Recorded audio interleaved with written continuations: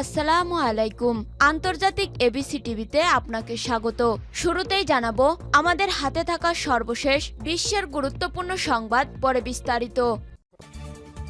পুরোদমে Iran Israel Hezbollah যুদ্ধ চলছে, আর এই মুহূর্তে আমাদের হাতে এসেছে কিছু আন্তর্জাতিক ভয়ঙ্কর গুরুত্বপূর্ণ আপডেট সংবাদ। শুরুতেই জানাবো দখলদার ইসরায়েলি প্রধানমন্ত্রী নেতানিয়াহুর বাসভবনে আবারও ভয়ঙ্কর ড্রোন হামলা। ইসরায়েলের দক্ষিণ হাইফায় যুদ্ধবাজ প্রধানমন্ত্রী বেঞ্জামিন নেতানিয়াহুর বাসভবনকে লক্ষ্য করে আবারও হামলা চালানো হয়েছে। বার্তা সংস্থা ইরনা জানিয়েছে, আজ রাতে হাইফা এবং তেল আবিবের মাঝামাঝি সিজারিয়ান ইসরায়েলি প্রধানমন্ত্রী বেঞ্জামিন নেতানিয়াহুর বাসভবন থেকে বিস্ফোরণের শব্দ শোনা গেছে। এরপর জানাবো ক্ষমতা নেয়ার পর শুরুতেই যে সব কাজ করবেন ডোনাল্ড ট্রাম্প। যুক্তরাষ্ট্রের নবনির্বাচিত প্রেসিডেন্ট ডোনাল্ড ট্রাম্প জানিয়েছেন, জানুয়ারি মাসে দায়িত্ব গ্রহণের পর তার প্রথম কাজ হবে রাশিয়া ইউক্রেন যুদ্ধ বন্ধ করা। আর যুক্তরাষ্ট্রের ফ্লোরিডায় আমেরিকান ফার্স্ট পলিসি ইনস্টিটিউটের অনুষ্ঠানে এই বক্তব্য দিয়েছেন ট্রাম্প। নির্বাচনের পর এটি তার জনসম্মুখে দেয়া প্রথম দীর্ঘ বক্তব্য। এবারে জানাবো ওআইসি শীর্ষ সম্মেলনে মুসলিম এবং আরব লীগ নেতারা যা বললেন। সম্প্রতি সৌদি আরবের রাজধানী রিয়াদে আরব লীগ ও ইসলামী সহযোগী সংস্থা ওআইসির জরুরি শীর্ষ বৈঠকে গাজা এবং লেবাননে ইসরায়েলি গণহত্যা অভিযানের ধ্বংসাত্মক ফলাফল নিয়ে পর্যালোচনা হয়েছে। এ বিষয়ে গুরুত্বপূর্ণ সংবাদ জানাবো, সঙ্গেই থাকুন। এদিকে জাতিসংঘ থেকে ইসরায়েলের সদস্যপদ বাতিলের আহ্বান তুরস্কের পার্লামেন্টের স্পিকার নোমান কুরতুলমুস জাতিসংঘ থেকে ইসরায়েলের সদস্যপদ বাতিল করার আহ্বান জানিয়েছে। আজ এক সংবাদ সম্মেলনে কুরতুলমুস বলেন, ফিলিস্তিনের অবরুদ্ধ গাজা উপত্যকায় এক ভয়াবহ হত্যাকাণ্ড এবং গণহত্যার মুখে এই ধরনের ইতিহাস কখনো দেখা যায়নি। এই ভয়াবহ পরিস্থিতি ১৩ মাস ধরে চলছে। তুর্কি স্পিকার উদ্বেগ প্রকাশ করে বলেছেন, আন্তর্জাতিক সম্প্রদায় যে সিদ্ধান্ত নিক না কেন, ইসরায়েলের মন্ত্রিসভার প্রধানমন্ত্রী বেঞ্জামিন নেতানিয়াহু এবং তার সাথে সংশ্লিষ্ট গ্রুপগুলো নিজেদের সিদ্ধান্ত অনুযায়ী কাজ অব্যাহত রাখবে।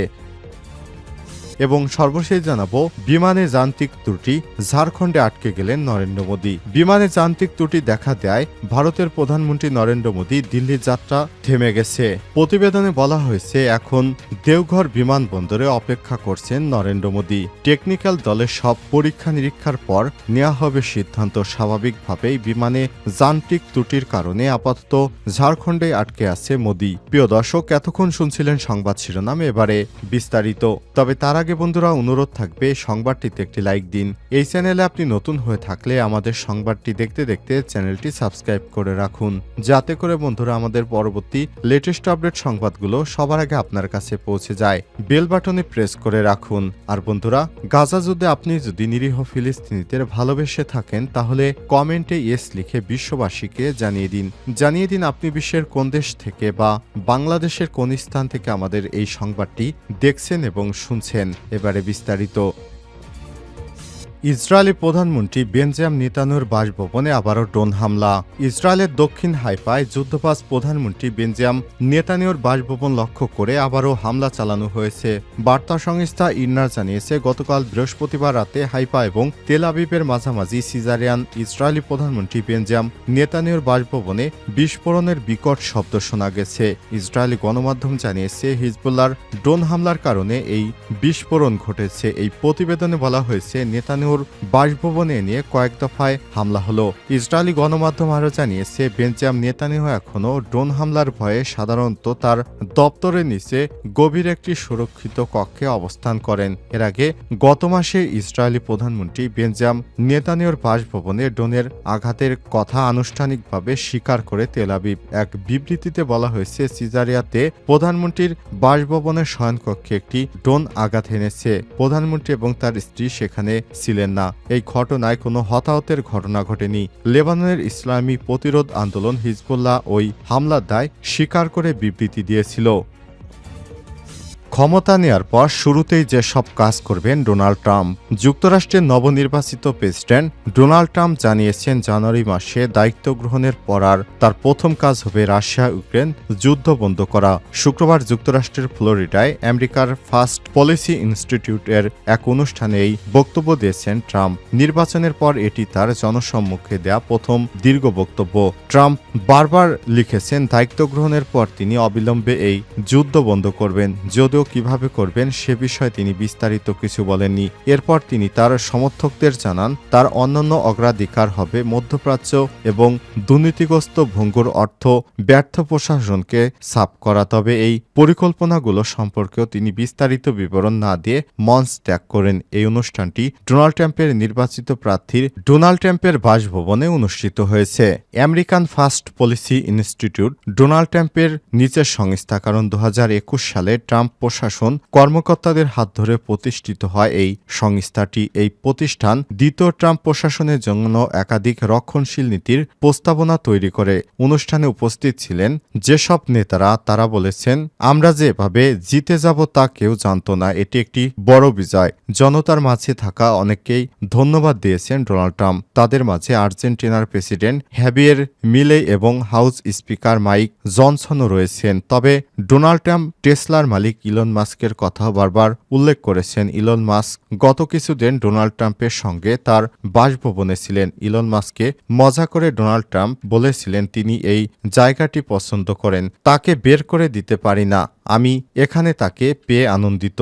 আরও কিছু হাই প্রোফাইল সমর্থককেও ধন্যবাদ জানান ডোনাল্ড ট্রাম্প, যেমন সাবেক প্রেসিডেন্ট প্রার্থী বিবেক রাধাস্বামী ও মার্কিন রাজনীতিবিদ টালসি গ্যাবার্টকে। তাদের দুজনকেই সিনিয়র পদে নিয়োগ দেওয়া হয়েছে। এছাড়াও ফ্লোরিডায় বক্তব্য দেওয়ার সময় ট্রাম্প ঘোষণা করেন যে তিনি হোম সেক্রেটারি হিসেবে ডগ বারগামকে মনোনীত করেছেন। ওআইসি শীর্ষ সম্মেলনে মুসলিম এবং আরব লীগ নেতারা যা বললেন। সম্প্রতি সৌদি আরবের রাজধানী রিয়াদে আরব লীগ ও ইসলামী সহযোগিতা সংস্থার ওআইসির জরুরি শীর্ষ বৈঠকে গাজা এবং লেবাননে ইসরায়েলি গণহত্যা অভিযানের ধ্বংসাত্মক ফলাফল নিয়ে পর্যালোচনা করা হয়েছে। চলতি সপ্তাহে গাজায় ইসরায়েলি আগ্রাসনের 40 দিন অতিবাহিত হল। প্রায় অর্ধলক্ষাধিক ফিলিস্তিনি নিহত হয়েছেন। এই আগ্রাসনে তাদের বেশিরভাগই নারী এবং শিশু। ইরানে অনুরোধে আয়োজিত এই শীর্ষ সম্মেলনে অংশ নিয়েছে বিশ্বের 58টি মুসলিম দেশের নেতারা। এতে অংশ নিয়েছে ইরানের ভাইস প্রেসিডেন্ট মোহাম্মদ রেজা আরেফ, ফিলিস্তিনি স্বশাসন কর্তৃপক্ষের সিনটি প্রেসিডেন্ট মাহমুদ আব্বাস, লেবাননের প্রধানমন্ত্রী নজিব মিকাতি, তুরস্কের প্রেসিডেন্ট রজব তাইপ এরদোয়ান, সিরিয়ার প্রেসিডেন্ট বাশার আল আসাদ সহ আরও অনেক খ্যাতনামা মুসলিম নেতারা। সৌদি যুবরাজ মোহাম্মদ বিন সালমান ছিলেন এই সম্মেলনের মেজবান। সম্মেলনের সমাপনী বৈঠকে ইশতেহার পূর্বে বাইতুল মুকাদ্দাসকে রাজধানী করে স্বাধীন ফিলিস্তিনি রাষ্ট্র প্রতিষ্ঠার উপর জোর দেওয়া হয়। এই অঞ্চলের উপর ফিলিস্তিনি রাষ্ট্রের সার্বভৌমত্ব মৌলিক এবং রেড লাইন বা লাল সীমা উল্লেখ করা হয়েছে। বাইতুল মুকাদ্দাসের ইহুদিকরণ এবং এখানে দখলদারিত্বে ইসরায়েলি পদক্ষেপ প্রত্যাহার করা হয়েছে। এই ইশতেহারে এটাও বলা হয়েছে যে ফিলিস্তিনে ইসরায়েলি দখলদারিত্ব জোরদারের বিষয়ে ইসরায়েলি শাসক গোষ্ঠীর সিদ্ধান্ত অগ্রগ্রহণযোগ্য এবং অবৈধ। এ ধরনের সিদ্ধান্ত জাতিসংঘের নানা ঘোষণা এবং আন্তর্জাতিক আইনেরও পরিপন্থী। জাতিসংঘ থেকে ইসরায়েলের সদস্যপদ বাতিলের আহ্বান তুরস্কের পার্লামেন্ট স্পিকার নোমান কুর্তুলমুস জাতিসংঘ থেকে ইসরায়েলের সদস্যপদ বাতিল করার আহ্বান জানিয়েছেন। আজ এক সংবাদ সম্মেলনে কুর্তুলমুস বলেছেন, ফিলিস্তিনে অবরুদ্ধ গাজা উপত্যকায় এক ভয়াবহ হত্যাকাণ্ড এবং গণহত্যার মুখে এই ধরনের ইতিহাস কখনোই দেখা যায়নি। এই ভয়াবহ পরিস্থিতি 13 মাস ধরে চলমান রয়েছে। তুর্কি স্পিকার উদ্বেগ প্রকাশ করে বলেছেন, আন্তর্জাতিক সম্প্রদায় যে সিদ্ধান্তই নিক না কেন ইসরায়েলের মন্ত্রিসভা, প্রধানমন্ত্রী বেঞ্জামিন নেতানিয়াহু এবং তার সাথে সংশ্লিষ্ট গ্রুপগুলো নিজের সিদ্ধান্ত অনুযায়ী কাজ অব্যাহত রাখবে। কুর্তুলমুস আরও বলেন, জাতিসংঘের প্রস্তাব লঙ্ঘন করে বর্ণবাদী শাসন পরিচালনা এবং সহিংসতার জন্য জাতিসংঘের দক্ষিণ আফ্রিকার সদস্যপদ স্থগিত ছিল। এখন সময় হয়েছে ইসরায়েলের গণহত্যা এবং মানবতা বিরোধী অপরাধের জন্য বিশ্ব সংস্থা তার সদস্যপদ বাতিল করবে। এ সময় তিনি বলেন, যতক্ষণ পর্যন্ত অপরাধযোগ্য থামাতে জাতিসংঘের প্রস্তাব বাস্তবায়ন না করবে ততক্ষণ পর্যন্ত ইসরায়েলের সদস্যপদ স্থগিত রাখা উচিত।